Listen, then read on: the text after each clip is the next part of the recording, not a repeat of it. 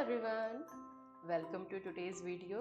आज हम कवर करने वाले हैं संस्कार और भावना। ये एक नाटक है जिसे लिखा है विष्णु प्रभाकर ने। तो चलिए फिर जल्दी से शुरू करते हैं।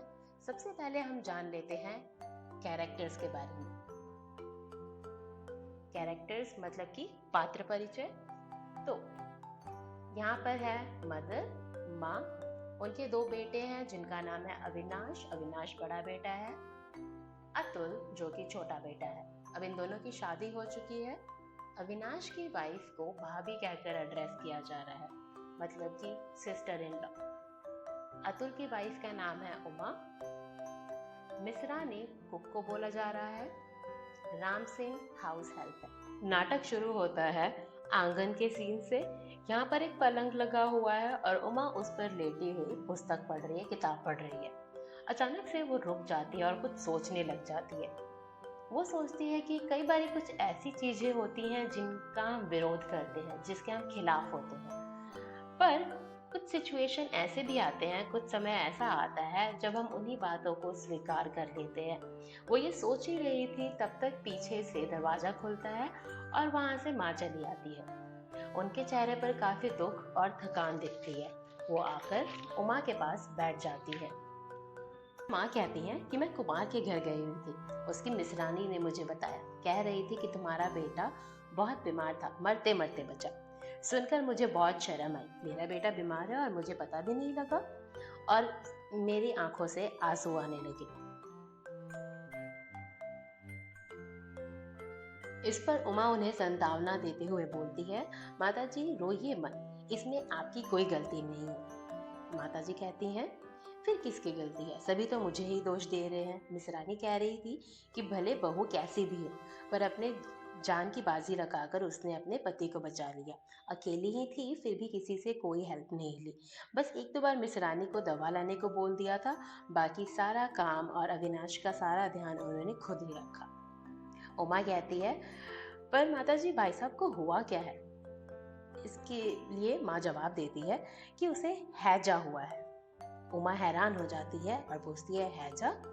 माँ कहती है, हाँ, मरते मरते बचा है, 10 दिन बीत गए हैं, अब तक ऑफिस वापस नहीं जा पाया है। उमा कहती है, कैसी हैरानी की बात है, अतुल को पता भी नहीं लगा।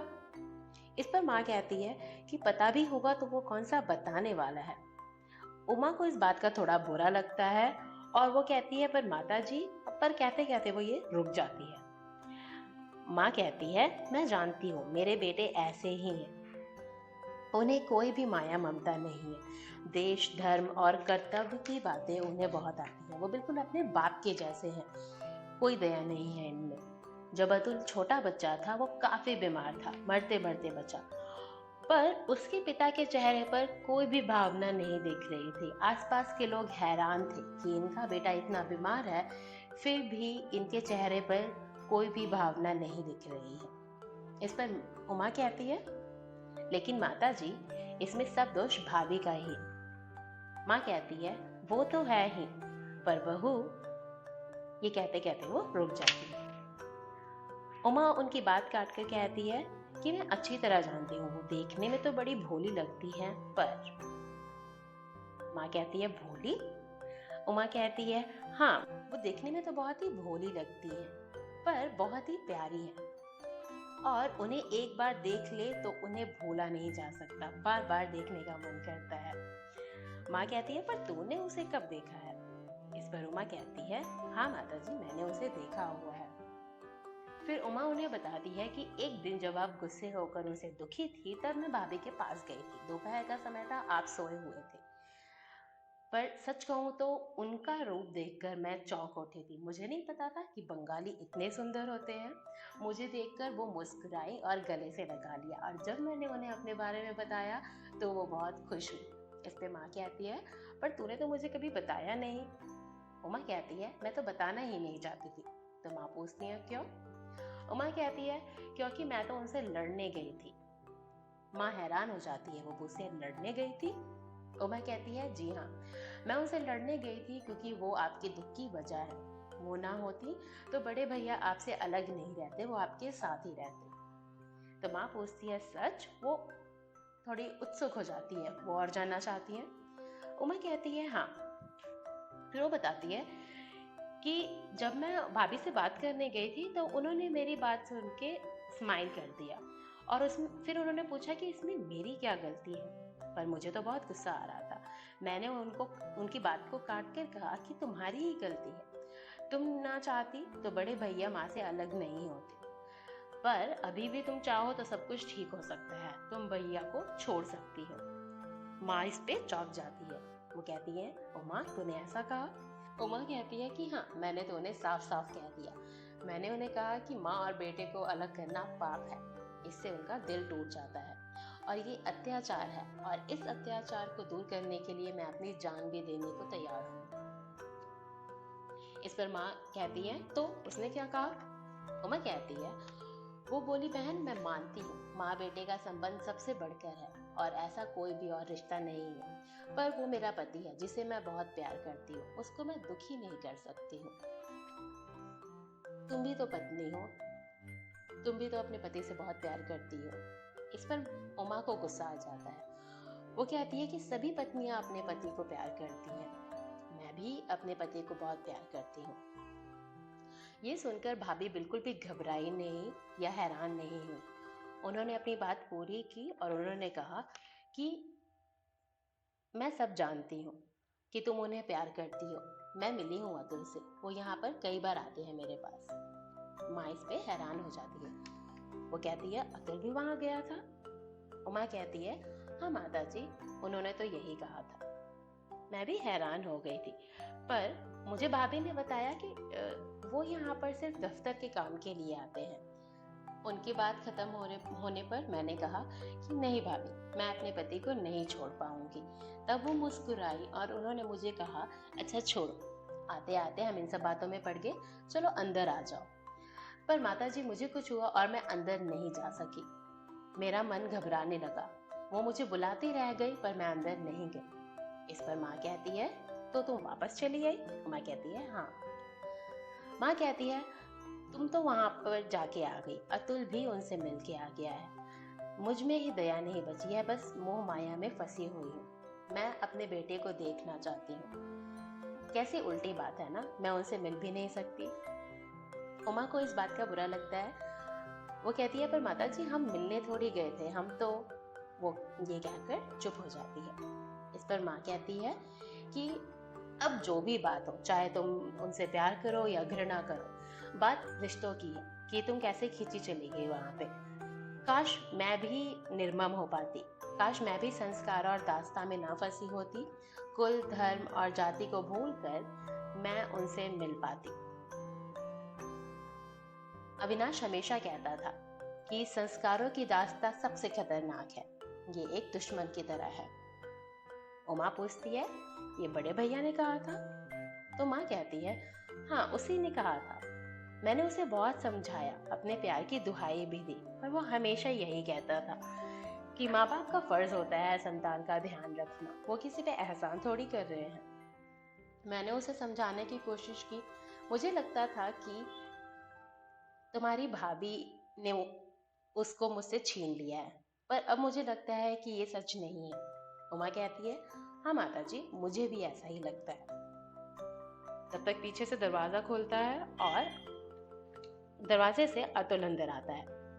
अतुल हमेशा की तरह शांत दिखता है। वो आते ही कुर्सी पर बैठ जाता है और बैठते बैठते माँ से पूछता है माँ खाने में आज क्या बना हुआ है? अतुल को अनसुना करते हुए माँ कहती है तूने सुना क्या? अतुल कहता है क्या हुआ? माँ कहती है अविनाश बहुत ही बीमार था। अतुल कहता है हाँ मुझे मालूम है, उन्हें हैजा हुआ था। माँ काफी हैरान होती है। वो अतुल से पूछती है तू जानता था फिर भी तूने मुझे बताया नहीं? अतुल कहता है हाँ माँ मुझे पता था, पर तुम क्या ही कर सकती थी। अतुल मुस्कुराते हुए कहता है कि तुम जानकर भी क्या करती माँ, क्या तुम उनके पास जाती? अतुल आगे कहता है कि मैं जानता था तुम वहां पे नहीं जा पाओगी, तो फिर बता के क्या फायदा, तुम उस नीच जाति की भाभी को कभी अपने घर पर नहीं ला सकोगी, तो इन सब बातों का कोई फायदा नहीं है क्योंकि तुम में कोई दया नहीं है। इसमें माँ बोलती है कि मुझ में दया नहीं है? तो अतुल कहता है कि हाँ सिर्फ दया की कमी ही नहीं, आप कायर भी हो। आपको जो भी संस्कार मिले हुए हैं, जिनके साथ आप पली बढ़ी हैं, आप में उनको तोड़ने की शक्ति नहीं है। तब तक पीछे से उमा आ जाती है, उसके हाथ में चाय की ट्रे है। वो इन बातों को सुनकर रुकती है और कहती है कि पर आपको तो पता था, आप तो वहां पे गए होंगे। इस पर अतुल कहता है कि मुझे वहां पे कोई काम नहीं था, इसलिए मैं गया ही नहीं। माँ और उमा दोनों हैरान हो जाते हैं। वो पूछते हैं कि तुम गए नहीं? अतुल कहता है जाकर भी क्या करता। उमा कहती है कि भाई के मरने के समाचार सुनकर भी आपका दिल नहीं पसीजा, आप वहां पे गए नहीं। अतुल कहता है कि तुम अगर भाई साहब को जानती तो तुम मुझसे ऐसा ना पूछती। मुझे ही क्या, वो तो डॉक्टर को भी अपने पास नहीं आने दे रहे थे। इस पर उमा कहती है लेकिन फिर भी वो आपके भाई है, आपको देखकर उन्हें शांति मिलती। अतुल उठकर खड़ा हो जाता है और राम सिंह को आवाज मारता है। वो उसे पानी लाने के लिए कहता है। राम सिंह कहता है कि वो पानी लेकर आ रहा है। अतुल कहता है कि देखो, भाई साहब के लिए भाभी से बढ़कर और कोई नहीं है। ये एक सच है जो हमें स्वीकार कर लेना चाहिए, जिसे हमें मान लेना चाहिए। भाभी के होते हुए हमारा कुछ भी करने का कोई अधिकार नहीं है। ये बात सुनकर उमा और माँ को बुरा लगा और वो वहां से उठकर चली गई। वो अंदर रूम में चली जाती हैं। तब तक पीछे का दरवाजा खुलता है और मिस रानी घर के अंदर आती है। वो सीधा रूम की तरफ चली जाती है और माँ से बात करने लग जाती है। कुछ समय बाद जब बात खत्म हो जाती है तो माँ रूम से बाहर आती है और वो काफी डरी हुई लगती है। उनकी आवाज रोने जैसी लगती है और वो अतुल को कहती है अतुल, तूने और भी सुना क्या? अतुल कहता है क्या हुआ माँ? माँ कहती है अविनाश तो अब अच्छा हो चुका है, पर अब बहू बीमार पड़ चुकी है। कह रहे हैं कि उसके बचने की कोई उम्मीद नहीं है। अतुल कहता है हाँ, मैंने ये सुना। उमा कहती है क्या सुना आपने? अतुल बताता है कि यही कि भाभी की तबीयत बहुत खराब है और उनकी हालत मरने वाली हो चुकी है। उमा हैरान हो जाती है। माँ कहती है तुझे ये भी पता था? अतुल कहता है हाँ माँ, मुझे पता था, और ये भी पता है कि कैसे भाभी ने अपनी जान पर खेलकर भैया को बचा लिया, पर अब वो खुद बीमार हो चुकी। माँ अतुल को कहती है कि भाभी की जान को खतरा है।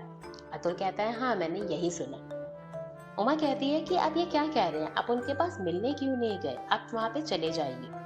अतुल कहता है कि इसका कोई भी फायदा नहीं है। भैया की एक गलती है कि वो जो कहते हैं वही करते हैं, वो किसी की नहीं सुनते हैं। उनके पास चाहे पैसा हो चाहे ना हो, वो किसी के आगे हाथ नहीं फैलाते हैं, वो किसी के आगे भी झुकते नहीं है। उमा कहती है लेकिन भाभी को कुछ हो गया तो? अतुल कहता है भाभी को कुछ हो गया तो क्या होगा? फिर वो कहता है कि इससे आगे मैं कुछ नहीं बोल सकता। माँ कहती है पर मैं बोल सकती हूँ, अगर भाभी को कुछ हुआ तो अविनाश भी नहीं बचेगा, मैं जानती हूँ। उमा हैरान हो जाती है। वो कहती है माता जी आप ये क्या कह रही हैं? माँ कहती है हाँ बेटा, मैं जानती हूँ, अविनाश नहीं बचेगा। अतुल कहता है माँ तुम इतना जानती हो? माँ कहती है हाँ अतुल, हाँ उमा, मैं जानती हूँ कि वो नहीं बचेगा, उसको बचाने की शक्ति सिर्फ मुझ में है। फिर माँ कहती है कि इसलिए मैं कह रही हूँ कि तू मुझे बस एक बार उनके पास ले चल। मैं सारी दया भावना भूल जाऊंगी, मैं संस्कारों को भूल जाऊंगी, मुझे वहां पर लेके चल। ये सुनकर उमा को थोड़ी खुशी होती है, पर अतुल अभी भी वहां पे सीरियस चेहरे के साथ खड़ा हुआ है।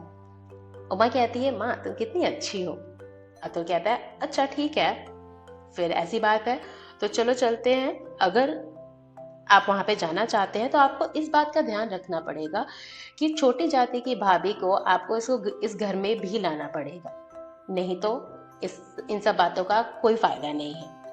माँ कहती है हाँ अतुल, मैं जानती हूँ, इसलिए तो जा रही हूँ। अतुल कहता है ठीक है, अगर ऐसी बात है तो चलिए।